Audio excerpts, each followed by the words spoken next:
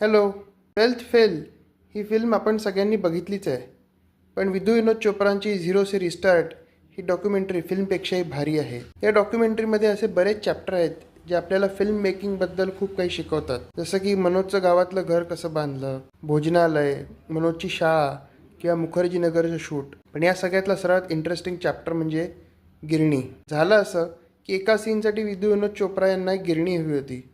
त्यांच्या असिस्टंट डिरेक्टर्सनी त्यांना जवळपास 100 गिरण्या दाखवल्या असतील, पण त्यांना त्यातली एकही गिरणी आवडली नाही.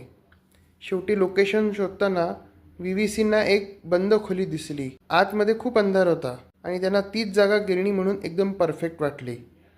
ह्या सीनवरून आपल्याला एक गोष्ट समजते की त्यांना प्रत्यक्षात गिरणी कधी हवीच नव्हती. त्यांना फक्त एका सीनच्या मूडनुसार एक काळोखी आणि अंधारी जागा हवी होती.